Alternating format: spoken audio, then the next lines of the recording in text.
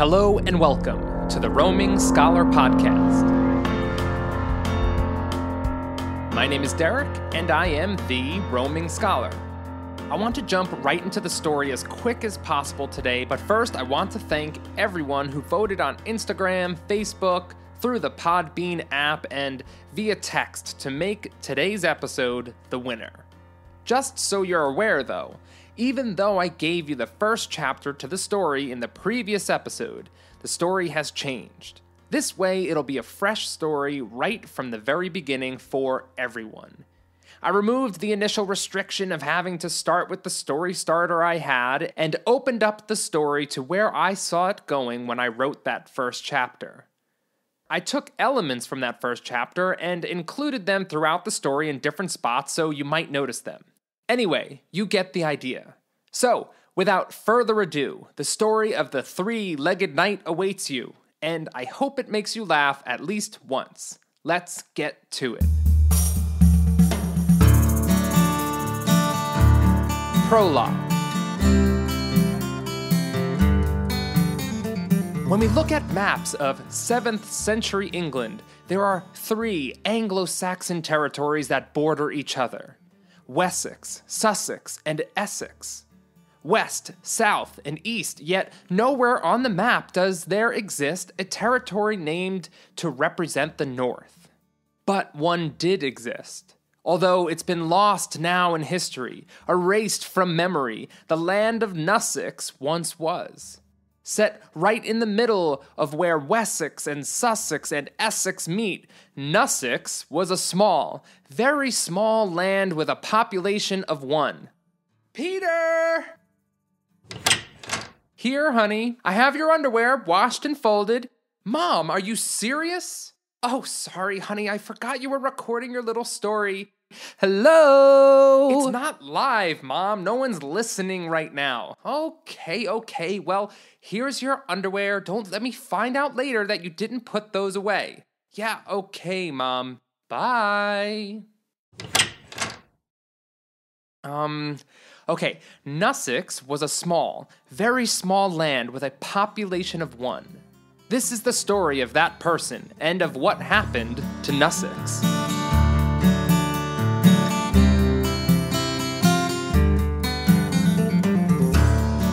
Chapter 1.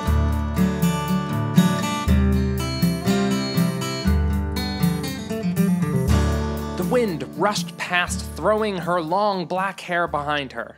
Lady Clara Beartrue of Wessex was leaving it all behind, and the determined, face-forward appearance she had while riding showed that she had no doubts. She'd been riding for days already and was exhausted, but knew her father and an army along with him would be close behind to try and bring her back. Lady Clara wouldn't let that happen. Ahead she saw a small break in the never-ending flat countryside, a tower several stories high, encircled by a small forest. Perhaps a place to stay the night? She said to her horse, Helena. They rode on until the tower grew tall before their eyes and the trees cast shadows before them. Lady Clara pulled Helena to a walk and entered the forest, which seemed to be the only way to get to the tower. She was looking forward to perhaps her first night of real shelter in days. The quiet of the forest was unnatural to her.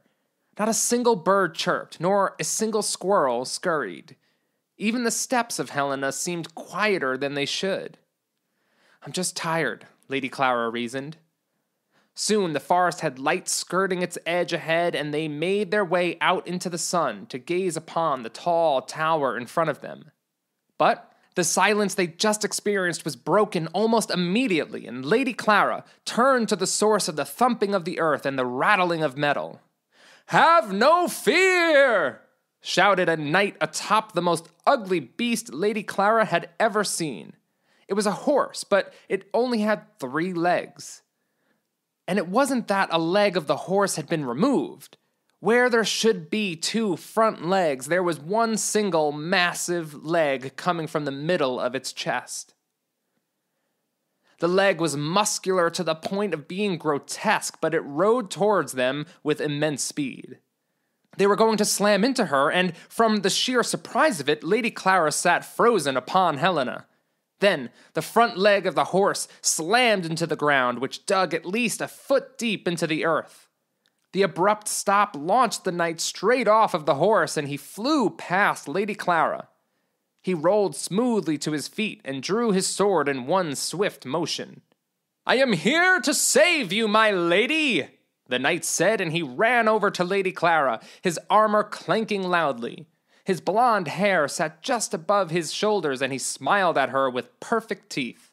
"I don't need saving," Lady Clara said, confusion in her voice. "Aha! Of course you do! I saw your hastened approach from the tower. Quick, tell me everything." The knight looked around, brandishing his sword one way and then the next, ready for an onslaught of attackers.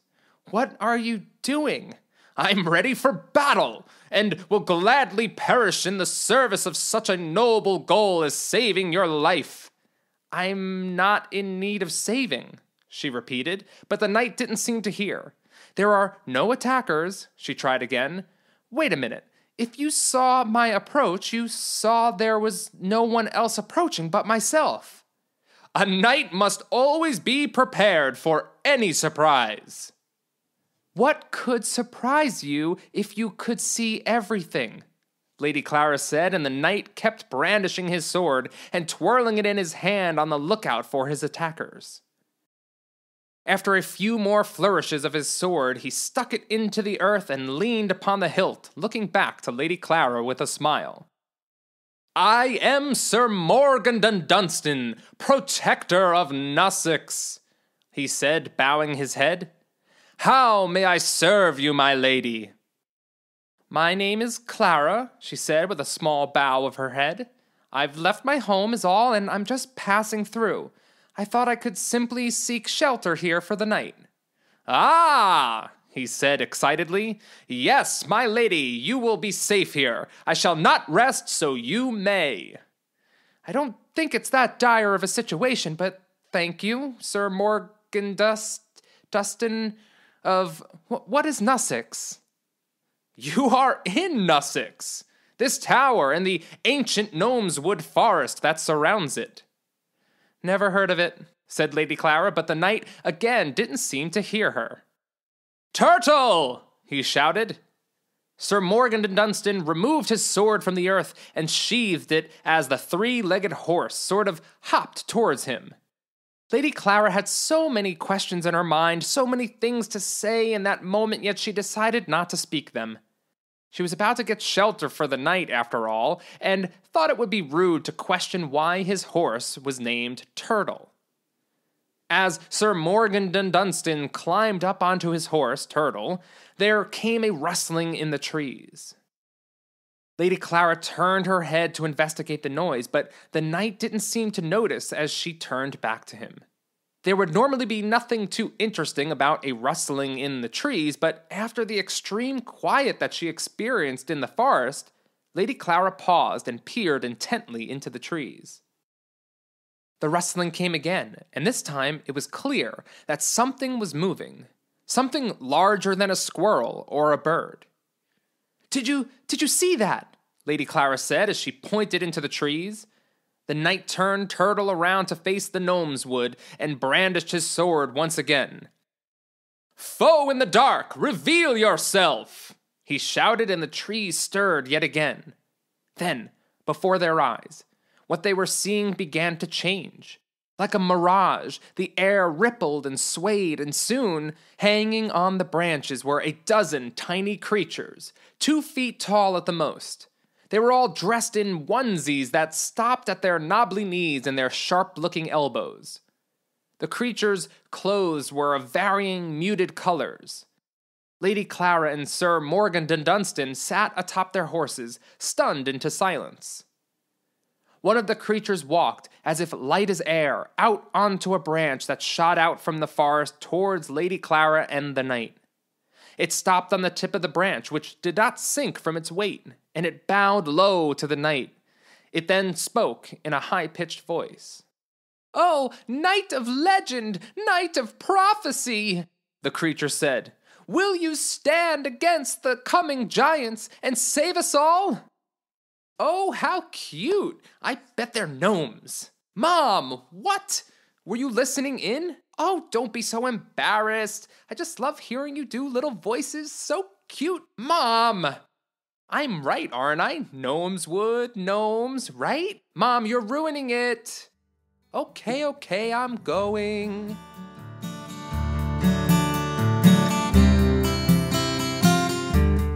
Chapter 2.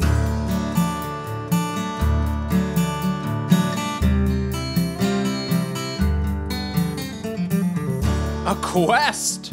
Sir Morgandundunston said with a gleam in his eye to the creature. Legend? Lady Clara questioned. Yes, said the creature. Legend, a prophecy made centuries ago. A quest, Sir Morgandundunston repeated, smiling ear to ear. What is your name? Lady Clara said. Oh, my lady is kind. My name is Algarog. And what are you exactly? We are close to gnomes in your folklore, my lady, but we are a little different and are... But Algarog was interrupted by Sir Morgandundunston, who was clearly not paying attention and seemed to be continuing a conversation that only he was having.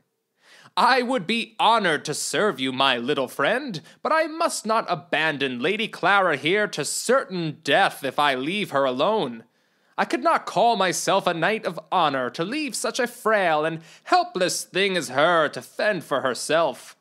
Excuse me? Lady Clara said. I've just spent days on the road alone. Clearly I don't need your help. Lady Clara shook her head and whispered to herself, This is what I get for wanting one night indoors. Please, sir, said Algarog. By saving us, you will save Lady Clara as well. Sir Morgandundunston's face screwed up in thought, and Lady Clara wondered what was going through his brain, the answer being, not that much. Let the quest begin, he said. Please, come with us, Algarog said, waving his hand at his gnome-like friends. We have much to tell you, to explain. Together, Lady Clara upon Helena, and Sir Morgandundunston upon Turtle, followed as Algarog seemed to dance from branch to branch, tree to tree, into the middle of the small forest. Their journey was over in less than a minute. Lady Clara had just realized that the rest of the gnomes had disappeared, and she looked around into the trees, but saw nothing, until the mirage-like wavering of the air returned, and soon they were in the middle of a full gnome city. There were hundreds of gnomes sitting out on branches, all dressed similarly in varying muted colors. Some were smaller than others, but none more than 2 feet tall. The trees themselves began to emit flickers of light, and as Clara looked closer, she saw that the trees weren't flickering, but on the trees were now dozens of windows, and little heads peered out of some. Clara kicked Helena closer to the nearest tree and looked into a window. There was a small sitting room inside with a burning fireplace. There were stairs leading up the back wall, and she stretched her neck to the window above where there was a clear bedroom. Clara was struck by how they seemed to live just like them. Incredible! Lady Clara finally exclaimed. I know, said the knight. It's not every day you get to be on a quest with a legend. No, that's not... Lady Clara began, but then just shook her head and moved herself towards where Algarog sat upon a branch. This is truly marvelous, she said. How did you do that? Some magic has been passed down as it is necessary to survive in this world. Other magic has been lost to time, unfortunately. We just hope we have not lost too much. I see, said Lady Clara. But, Algarog said, hopping up onto his feet, the branch he stood upon barely moving as he did. This is why we have the Knight of 3 and None, the night of our prophecy to save us all from the coming giants. The gnomes around all cheered and clapped and hollered loudly. The once quiet forest was bursting with noise. Lady Clara looked around at the ecstatic faces and she felt utter pity. They had no idea who this knight was, but by all accounts, there was no chance he could be their savior. Not knowing what she herself could do, Lady Clara vowed she would stay until the end. Whatever their prophecy was, and however noble and brave Sir Morgandundunston thought himself to be, Lady Clara wasn't about to let a prophecy decide whether these amazing creatures lived or died. "So, what is this prophecy?" Lady Clara asked Algarog, and the forest went instantly silent. She looked around, unsure if she had offended them. "We shall explain," Algarog said. "Come." They followed Algarog just a little further around the gnome's wood until a small clearing appeared in the tree's trunks. But the tree tops seemed to bow inwards to still cover them completely from the sky above. It was dark. "Please, leave your horses," Algarog said, and Lady Clara dismounted, as did Sir Morgandundunston. They walked into this small clearing, and 6 more gnomes joined Algarog in the middle. "Sit," he said, motioning to them both, and they did as they were told. The other gnomes that joined Algarog gave him a funny-looking hat, which he adorned immediately. They all wore something similar, a sort of headdress made of branches and long woven grass that flowed down to their waists. The 7 gnomes joined hands and began turning in a circle. Then their steps turned more dance-like as they spun faster and faster. They were chanting something low and soft. Then one of the tree trunks began to emanate light, but it was different from the light that came from the windows Lady Clara had just seen. They were words, burned into the trunk themselves, now glowing brightly for them all to see. 3 trees each showed part of a message, or, what was clear to Lady Clara, part of the prophecy that Algarog spoke of. Together, they made one message, one prophecy. Lady Clara's eyes danced from one tree to the next. The dark circle they were in now illuminated by the fiery words, and she read aloud from the first tree. "When a runaway wanders unaware into our midst, 3 giants will soon converge and crush this land to bits." Then she read from the second tree. "Yet a knight of 3 and none may choose to stand, unwavering and willing amidst the quaking land." Finally, she read from the third tree.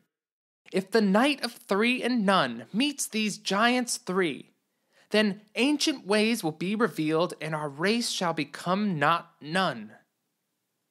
"Our prophecy," Algarog said humbly, bowing his head low, and the other 6 gnomes with headdresses bowed low as well. "Aha! Giants! I shall not falter! I will not stop until they are vanquished!" Sir Morgandundunston exclaimed, and the gnomes with headdresses dropped to their knees and bowed to the knight as cheers of other gnomes echoed from the treetops. "May I ask a question?" Lady Clara said, and Algarog lifted his head from his bow and smiled at her. "Of course," Algarog said. "Well," she began, "I see that I could be the runaway, wandering unaware into your midst, but the prophecy says a knight of 3 and none. How does that make Sir Morgandundunston, how does that make him the knight it speaks of?" "Oh, well, he is the knight of 3, Algarog began, "as when he rides upon his great steed, he thus becomes a knight of 3 legs, a 3-legged knight." Lady Clara thought for a moment about all the limbs that could be counted, but decided she could see how they made this interpretation. She looked over to Sir Morgandundunston, and he was sitting up straight, beaming at no one in particular. "Okay, and the knight of none?" Lady Clara said, and Sir Morgandundunston turned his head to listen. "He is a knight with no lord to serve," Algarog began, and Sir Morgandundunston's smile dropped a little. Algarog continued. "He is a knight with no people to protect." "Well," Sir Morgandundunston cut in, "there were many people I protected before my lord's death, and everyone left Nussex." His head was once again held high. "I see," said Lady Clara, reluctantly seeing Algarog's point. "And what about the giants? There's no such thing as giants." Yet, just as she said that, the ground beneath them began to rumble softly. It began to quake slightly, and Lady Clara looked at the words burning brightly in the tree trunks. Her eyes focused on just one line, which she spoke aloud in a whisper only she could hear. 3 giants will converge and crush this land to bits. Ooh, so suspenseful, Peter. Mom, are you going to chime in after every chapter? No, I just wanted to bring my hardworking boy a snack. I'm not hungry, Mom. I'll eat something after. Oh, okay, I'll just put this plate of pizza bagels down and I'm walking away. Okay, Mom. Thanks. I was kind of right about the gnomes, though, right? Mom, leaving!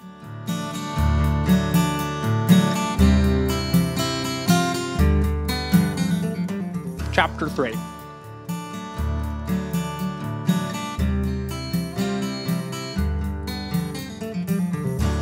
Lady Clara didn't understand what was happening. Surely there couldn't be actual giants that just happened to sprout into existence moments after discovering magical gnomes. Yet the slight rumble in the earth gave her pause. She felt ridiculous to even be thinking about this, and she felt even more ridiculous that she was now following the lead of Sir Morgandundunston. "Do not fear, my little friend, and do not weep, my lady," Sir Morgandundunston shouted down to her and to Algarog, who was perched on her shoulder.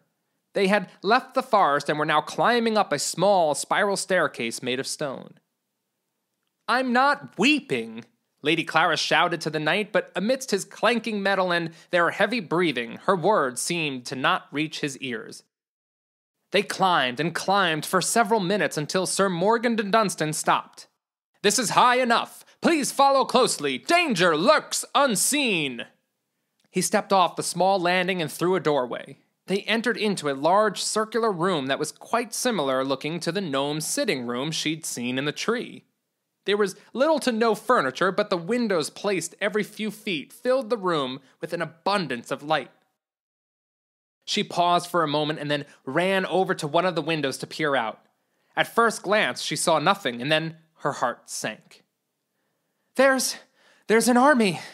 To the east!" Lady Clara shouted, and Algarog squeaked in fright on her shoulder. "There is one in this direction as well. West, then," said Sir Morgandundunston, and Lady Clara paused for a moment, surprised with the correct statement he gave. Together, they all made their way to a window that faced north, and they saw nothing.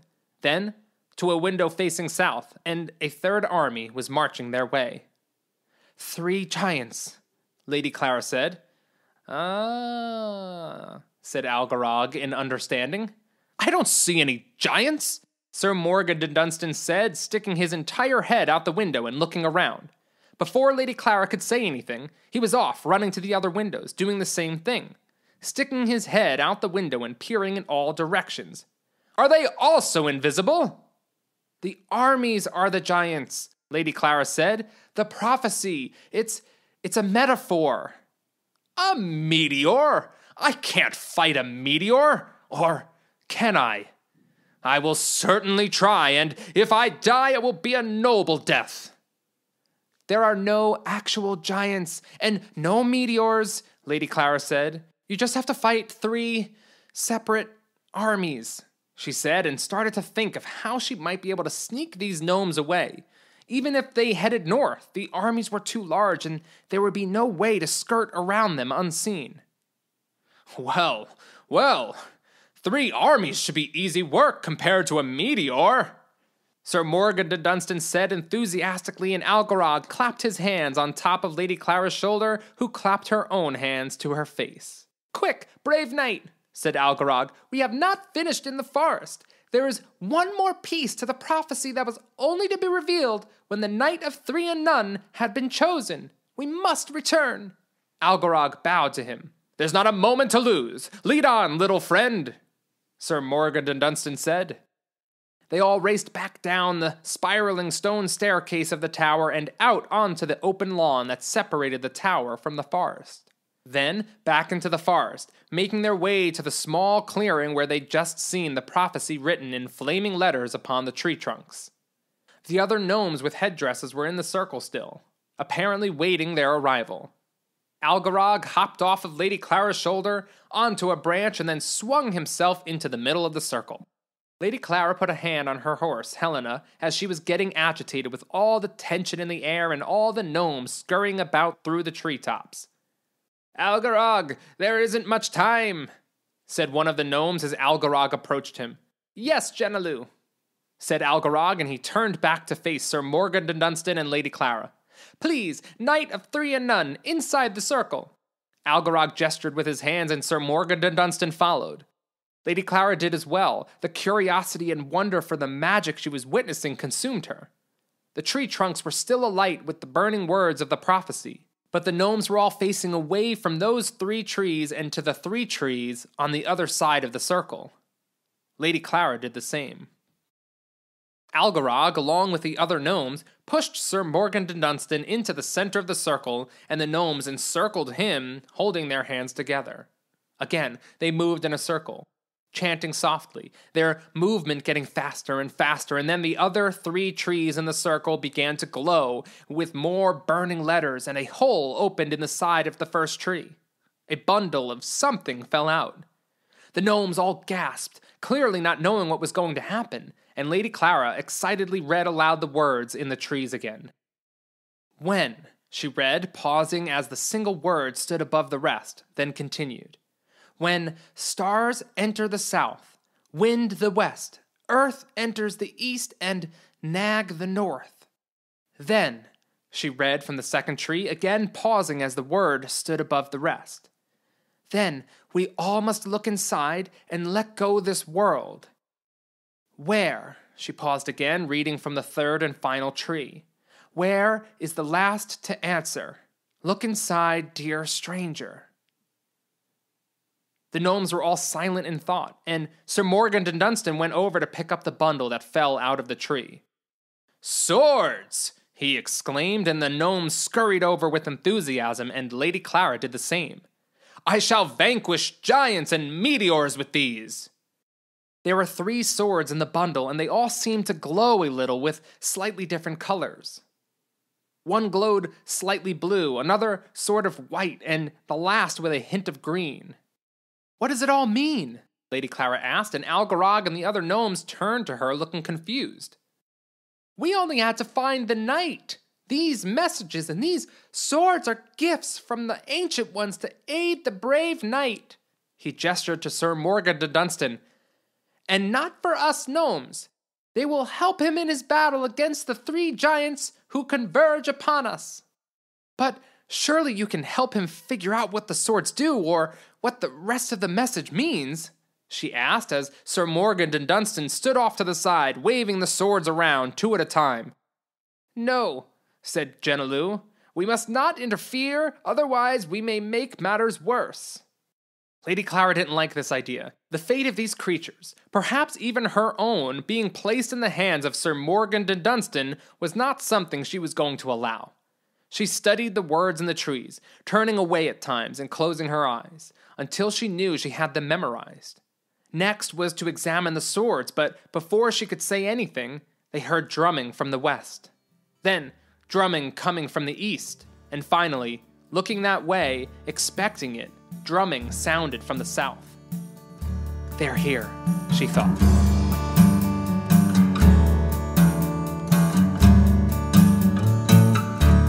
Chapter 4.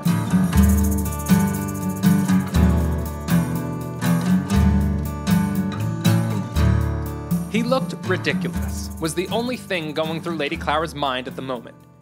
In spite of the loud drumming which announced the looming threat of being in the crosshairs of 3 armies, this was her only thought as she looked at Sir Morgandundunston.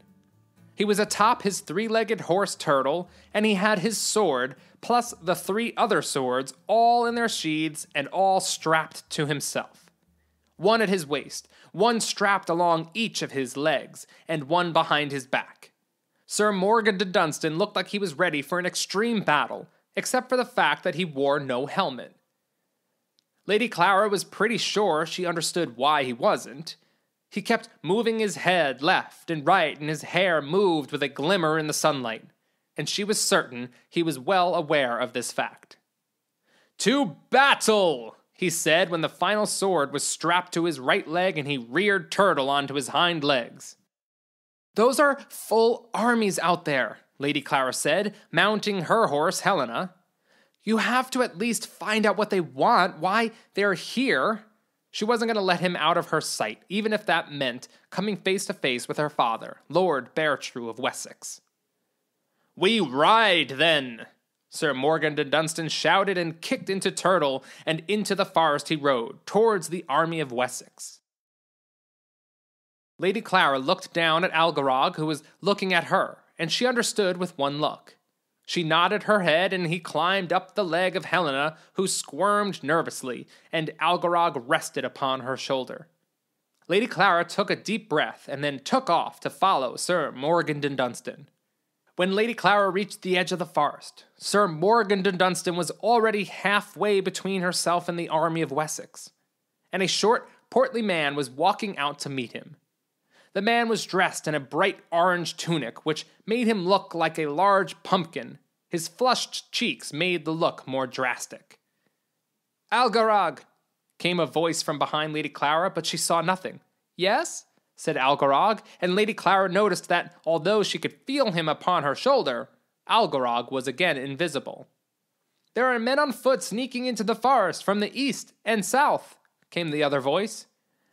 "Can you confuse them?" Lady Clara said. "Can you make them never reach the tower?" "Yes," Algarog said. "Do that, Begrad." "If they don't see we have no army, it could keep them from attacking," Lady Clara said, and Algarog let out an understanding, They turned their attention to Sir Morgandundunston as the portly man began to speak. "I come to talk to the lord of this tower on behalf of Lord Beartrue of Wessex," he said in a weaselly voice. "I am no lord, but I protect this land," said Sir Morgandundunston. "Do you speak for Lord Ingram of Sussex, then?" "No, of course not." "You speak for Lord Umbra of Essex, then, yes?" "This is not Essex or Sussex," said the knight. "This is Nussex." "Whether you are with Essex or Sussex, Lord Beartrue's wish is to simply have his daughter returned, Lady Clara." "I represent Nussex."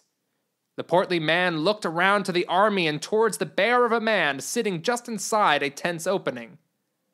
The portly man held out his arms and shrugged his shoulders.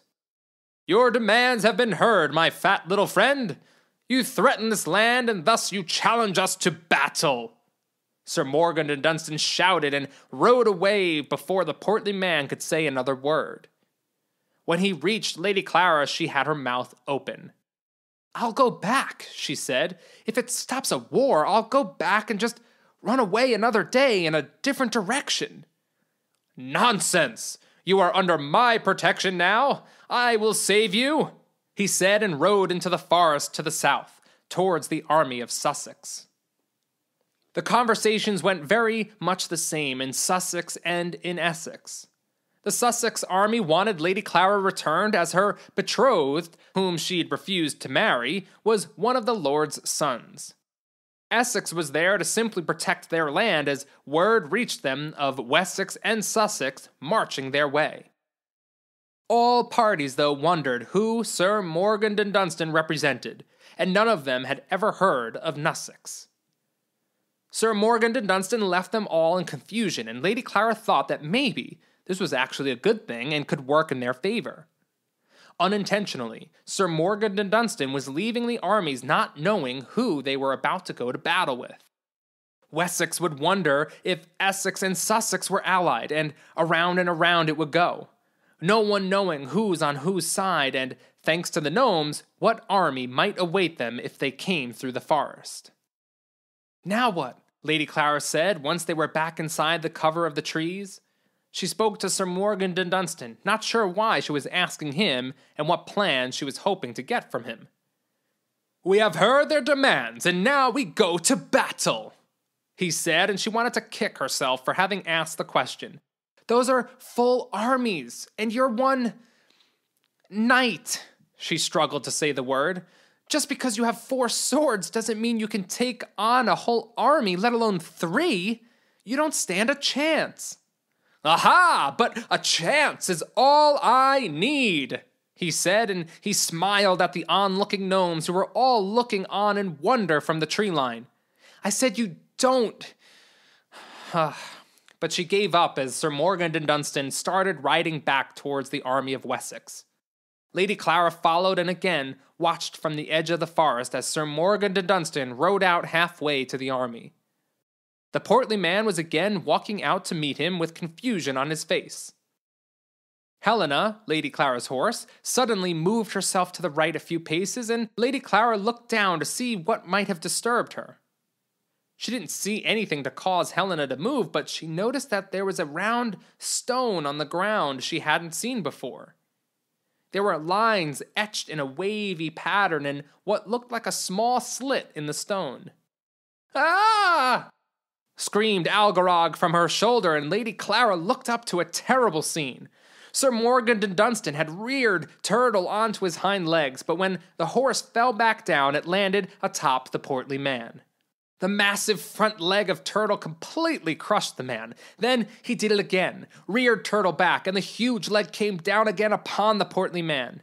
Lady Clara saw blood splatter and watched Sir Morgandundunston rear Turtle back again and again until the portly man was nothing more than a pile of mush upon the ground. It was disgusting and appalling and downright confusing. Why? Was all Lady Clara could think as Sir Morgandundunston pulled his sword from his sheath, held it in the air to the army of Wessex, and rode back to Lady Clara. "Why?"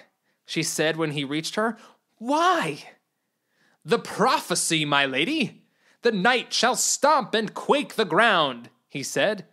That's not what the prophecy said at all." "Oh, yes, it did. I believe I would know." "It said you may stand amidst quaking ground." "Oh, my lady," he said, and he brushed her hair with his non-sword hand. "Don't feel any shame for your lack of understanding. These matters are best attended to by—" "Don't you finish that sentence," she said with her teeth clenched. "Aha!" he shouted and rode into the forest with his sword held high, clanking into tree branches as he rode. Lady Clara did a double take, and her anger made way to curiosity, to a potential amazing realization. She noticed that his sword, the sword not given to him by the gnomes, also seemed to glow slightly in the darkness of the forest. Again in its own unique color, a sort of brownish gold color. She looked down at the stone on the ground, then back into the forest where Sir Morgandundunston had disappeared into, and it hit her. Lady Clara felt she knew what had to be done, even if she had no idea why it did.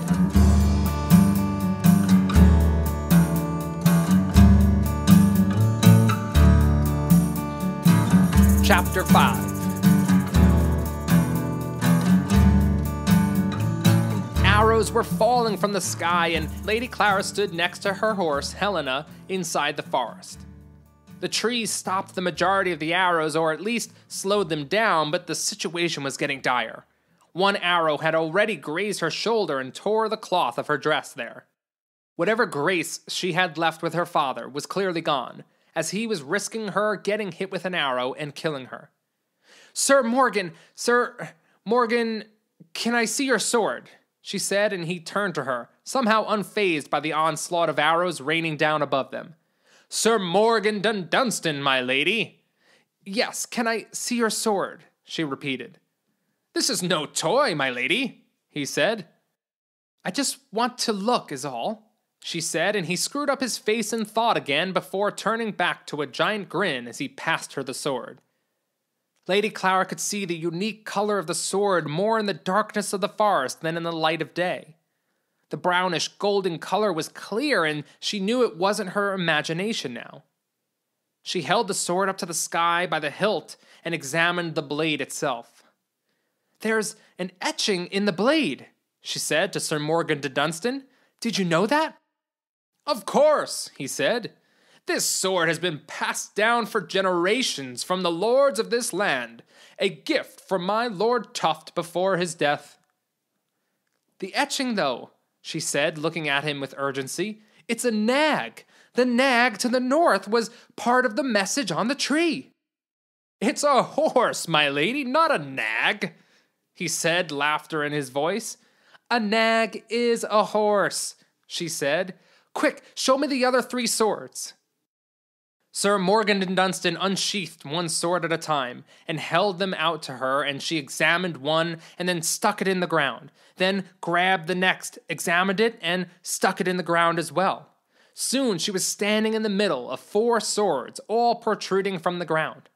"Look," she said. "You are strange," was all Sir Morgandundunston said. "The words on the tree said, 'When stars meet south,' and look." Lady Clara pointed to the sword that glinted a bluish color. Just below the hilt, on the blade, was etched a constellation of stars. And then it said, "Wind in the west. Look here." The sword she stuck in the ground to the west, that glinted white, had an etching of a swirling pattern. "Wind," she said. "Then here we have earth to the east," and the green glinting sword had an etching of a mountain. "And nag to the north," and Lady Clara completed her circle of swords. "I don't understand," Algarog said. "There was a rock to the west," she pointed frantically, "and it had the same etching on the rock as this sword. And there was a small slit where you could slide the blade into. It can't be a coincidence." "I have an idea," said Sir Morgandundunston. "What if we take these blades and stick them into the rocks? There might be a rock for each sword in each direction." Lady Clara looked up in surprise. Yes, it was her idea that he was simply taking, but the fact that he understood the idea is what baffled her. As more arrows rained down all around them, there was no time to pause. She could see into the clearing between the forest and the tower that arrows were falling from the army of Sussex as well. Lady Clara thought that perhaps they saw what Wessex was doing and chose to copy them. "Quick," Lady Clara began. "We need to place the swords now. As soon as they're done with the arrows, they'll send in the armies and this forest will truly be crushed." "Not to worry," Sir Morgandundunston said. "Give me the swords and I will complete this quest or die trying." Lady Clara pulled the swords from the ground and gave them back to the knight, but mounted back atop Helena. "I'm coming with you," she said. "We ride," he said, and they were off, back towards Wessex. "Let me put the swords in," Lady Clara said when they reached the edge of the forest and she could see the rock just a few feet out. "You can't dismount with all the swords attached to you like that," she said. "Here," he said, "I will let you place the swords as you seem eager." He handed her the first sword, glinting white, etched with wind. Lady Clara ran out from the cover of trees and slid the sword quickly into the rock. It hit some bottom and a loud rumbling came from deep below them, and then stopped. Lady Clara hurried back to the tree line and atop Helena, and they were off to the south. There was indeed another round rock just past the tree line there as well. This time, though, the etching in the rock was of stars. Lady Clara placed the next sword, glinting blue, inside the slit in the rock, and again a deep rumbling shook the earth for a moment when the sword hit the bottom. They continued on and placed the green glinting sword of earth into the stone with the same etching of mountains. Finally, the brownish gold glinting sword of the nag to the stone in the north. When they placed the final sword to the north, the rumbling in the ground didn't stop, but grew stronger and wilder. Lady Clara struggled to get back on her horse from the shaking ground. Once she managed it, she looked back. The ground next to the stone began to fall away. She backed up Helena, and soon the stone, with the sword plunged into it, began to rise. It rose to a height of several feet above the ground. The stone was actually the top of what was an underground pillar, and where the earth had fallen away, there was now stone. A huge stone circle around the whole forest, Lady Clara concluded, with these pillars at each corner like a giant compass. "Magnificent!" Sir Morgandundunston shouted. Then the pillar and the entire stone ring began to move around. "Quick, back to Algarog," she shouted, and they rode away, but the pillar followed them around the forest, eventually passing them as the speed of the turning stone circle grew and grew. "What is this, Algarog?" Lady Clara said when they finally reached him and the other gnomes. They were all gathered close to the clearing where the fiery words were still blazing in the tree trunks. "We don't know," he said with fear and wonder in his eyes. "The words," she said. "They're instructions. Look." She pointed to the 3 trees that were most recently illuminated. "When," says the first tree, and we did that. We placed the swords. The next tree says, "Then look inside and let go this world." "Algarog." "Yes," he said. "How do you all turn invisible?" Lady Clara said, and Algarog looked at her amused. "It's just in our nature. It's a feeling on the inside," he said, and his face lit up, as did Lady Clara's. "Well, do it," she said, and before her eyes Algarog disappeared, and then the rest of the gnomes did as well. The forest was filling with a strong wind as the stone circle spun so fast it was a blur. Then the trees themselves started to get hazy looking, like they were becoming more distant. Helena started to do the same, and Lady Clara held up her hands to examine them, and they began to vanish before her eyes as well. Soon she could see the gnomes again, and the trees, and Helena, but she knew they were all invisible to the outside world. "Now what?" Algarog shouted. "Where?" Lady Clara said, reading from the tree trunk. "Where is the last to answer, 'Look inside, dear stranger'?" Lady Clara said the last part with a whisper, and she knew it must mean her. She was the stranger. She was the one that wanted to leave her home, to be somewhere else, to get away. She'd imagined the perfect place in her mind so many times, far from her home, amidst a beautiful scene of rivers and lakes and trees and mountains. Lady Clara closed her eyes and imagined. She pictured every detail as best as she could, and an odd sensation started coming over her. A tingling feeling that started softly and then grew to overcome her senses. But she kept the picture in her mind, with her eyes held tight. Soon the tingling began to fade. The wind in the forest began to dissipate, and when she opened her eyes, the gnomes were out of sight. She wasn't invisible anymore, and the stone circle outside was slowing down. Algarog showed himself, and the rest of the gnomes followed suit. "We've left Nussex," said Algarog. "We've left the giants behind." Lady Clara agreed as she looked beyond the stone circle and saw not open land and awaiting armies, but endless forest, just like she'd pictured in her mind. "Women always save the day." "Mom, what? How long have you been sitting on my bed?" "Since I gave you the pizza bagels, which I see didn't go to waste." "You've just been sitting there?" "What? I'm enjoying the story. A little Wizard of Oz kind of thing at the—" "Mom, I'm almost done. I just need to sort of wrap it up, please." "Well, okay, Mr. Bossy Pants. Lips are sealed. Don't let me hold you back."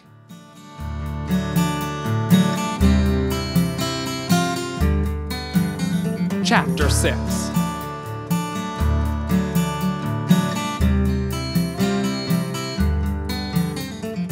"I have moved all of Nussex to a different place?" Sir Morgandundunston said. My, I am a legend." He praised himself, and the gnomes all cheered and scattered outwards to explore their new homeland. Lady Clara didn't bother to try and correct Sir Morgandundunston and joined the gnomes, riding on Helena. She rode out past the stone circle that helped transport them, Algarog jumping atop her shoulder on the way. They followed a river, and eventually the trees grew more sparse, until they gave way completely to a clearing before a huge lake. It was truly as she imagined. They were in a low valley with mountain peaks all around, covered in beautiful evergreen trees. There were at least 3 more rivers that flowed down from the peaks to the lake below. Eventually, Sir Morgandundunston made his way down and joined Lady Clara, Algarog, and the other gnomes.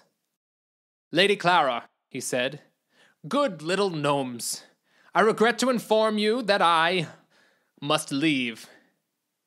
The gnomes all looked up with utter admiration in their eyes, and Lady Clara just looked on confused. Sir Morgandundunston continued. "I promised to protect you, Lady Clara, and to save you, my good little gnomes, and I believe that I have completed this quest. No, don't interrupt, he said, holding out his hand, and Lady Clara looked around. None of the gnomes looked like they were making any attempt to stop his speech, and she certainly wasn't. He continued, I know dangers may present themselves again in the future, but I cannot stay to protect you forever. It has come to me that I've lived so long with no lord to protect for a reason. Why is that? Lady Clara asked, unable to help her curiosity. Because I am meant to protect not a lord, not a helpless lady. Lady Clara's curiosity ended abruptly as Sir Morgandundunston continued. Not a race of gnomes or even a land as great as Nussex. No, I am meant to protect the world itself, and so I will travel, protecting the needy, saving the helpless, and when I die my legend shall inspire a new generation of knights that... Lady Clara stopped listening and turned her horse around to allow her to drink from the lake, as Sir Morgandundunston continued his speech to the gnomes, who were fully engaged and in utter awe of him. Lady Clara hopped off her horse as Sir Morgandundunston finished his speech. He bowed low towards her, and she waved her hand politely and watched as he rode off on his three-legged horse, Turtle, into the forest, disappearing into the darkness. Lady Clara looked around at the magical gnomes and at her new home, and she smiled. Oh, is that it? Yeah, Mom, that's it. So much fun! Thanks, Mom. Want something to eat? Yeah, sounds good. Then put your underwear away.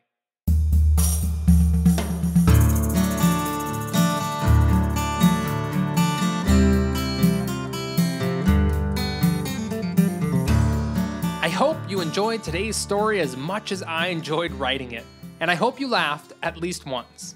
So now the question is, how the hell am I going to turn this ridiculous story into something insightful as is my usual ending? Well, I'm not going to. Or rather, I will by not. I'll explain. The only message I wanted to share at the end of this story is simple. It's that life is supposed to be fun and to make sure you're having a healthy dose of it on your pursuits. The end goal always sounds amazing and fun and exciting, but the journey there should be too, and it can be if you make it so. As I wrote my novel. Oh, that's right. Last week I finished my first draft, people. Whoop whoop! Really cool feeling to have hit that milestone. But as I was writing, there were certainly days when it was tough to sit down and write. Days when I only did it because I made it a habit to write every day, like Dan Brown suggested in his masterclass. Obviously, I missed a day here and there, but not many in the 4.5 months it's taken me to finish my first draft. Those days, though, the dark days, we'll say, were by far the minority. If they became the majority, I don't think I would have finished or wanted to finish. My novel is a pretty serious one, a murder mystery, yet I laughed as I wrote. I was amazed and in awe as I wrote. I was happy as I wrote the majority of the time. And I don't think it has anything to do with a difference in the work, but rather in my perspective as I worked. Some days, the tired days or the doubting days, are the tough ones. Yet, mostly, I found things to laugh at, like what my search history became as I researched murders and medical examiner stuff. I laughed as I thought to Google the perfect murder. I didn't Google it, though. I found things to be amazed at and in awe of as I wrote, like my Instagram and Facebook post on all the 7s thrown at me in that one day. If you haven't seen that post, go check it out. The level of coincidence was off the charts, aka no coincidence. Other things I awed at were days I wrote 5,000 words instead of my more average 2,000 words. Or introducing myself as a writer for the first time to a stranger. Feeling like a writer at the conference I went to. Loving the things I was learning and growing at. Here's one more thing I thought was amazing, and it has to do with today's story. Today's story is as long as the stories from the first season. As long as the first story I wrote, The Toy Rocket. I wrote The Toy Rocket in about a month and a half. I wrote today's story in 2 days. Yeah, 2 days. There's more. After the toy rocket, I planned, outlined, wrote, recorded, and released episodes in a month's time frame, and I always had to push hard at the end to get things out in time. This story, from planning to recorded and out the door, 4 days. That's incredible to me, and I was in serious awe from the realization. Talk about a metric of my own growth as a writer. Maybe you think today's story sucked, but to me it doesn't matter because I think the level of intricacy and attention to detail is just as much as the toy rocket, if not more, and I did it in about 1/10 of the time. Alright, you get the point. If you're not enjoying life, enjoying the pursuit of your dreams, for too many days in a row, it's time to change either the dream or yourself. I'd start with yourself. Start with where you're looking. As you can tell, I'm always looking to fill my day with something good. It's funny how easy it is to find something when you're looking for it. Before I sign off, just a reminder that if you like this podcast, please share it with a friend, give it a review, and follow me on Instagram and Facebook at The Roaming Scholar to get involved in helping me make future episodes. I really liked the voting aspect that led to this episode, and I'm going to be doing more things like that in the future. So I hope you follow along and join in. Alright, happy trails everyone, and see you all for the next episode.